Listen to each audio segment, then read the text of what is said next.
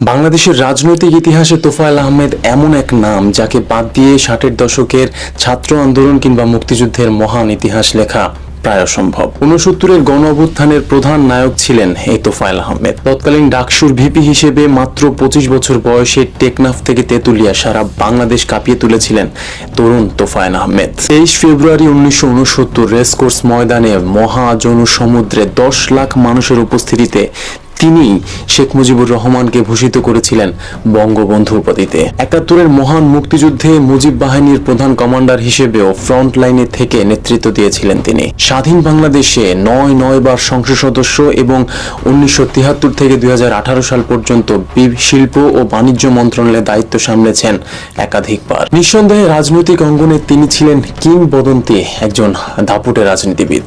কিন্তু ইতিহাসের এই মহানায়কের শেষ অধ্যায়টি শেষ পর্যন্ত উজ্জ্বল রইল কি? গত 17 বছরে শেখ হাসিনার শাসনামলে যখন গণতান্ত্রিক ব্যবস্থা ভেঙে পড়েছিল, তোফায়েল আহমেদ ছিলেন সেই ভেঙে পড়া গণতান্ত্রিক ব্যবস্থার অন্যতম প্রধান অংশীদার। 2014 সালের ভোটারবিহীন নির্বাচন, 2018 সালের রাতের ভোট এবং 2024 সালের ডামি নির্বাচন, টানা 3 বার দেশের মানুষ যখন ভোটাধিকার হারিয়েছে, তোফায়েল আহমেদ তখনও বিনা ভোটে সংসদ সদস্য হয়েছেন। শেখ হাসিনার সরকারের মন্ত্রিত্বের স্বাদও নিয়েছেন। স্বৈরাচারী শেখ হাসিনার শাসনের প্রতিটি স্তরে তিনি ছিলেন নিশ্চুপ। সেই অবৈধ শাসন ব্যবস্থাকে দিয়েছিলেন নির্লজ্জ বৈধতা। সাধারণ মানুষ তো বটেই, বিরোধী শিবিরেও যার জন্য এত সম্মান এবং শ্রদ্ধা ছিল, সেখানেও গুঞ্জন উঠেছে যে মানুষটি একসময় গণতন্ত্রের জন্য রাজপথ কাঁপিয়েছিলেন, জীবনের শেষ ভাগে এসে তিনি কেন একটি স্বৈরতান্ত্রিক শাসন ব্যবস্থার পাহারাদার হলেন। 2024 সালে শেখ হাসিনার অবৈধ সরকার যখন ক্ষমতাচ্যুত হলো,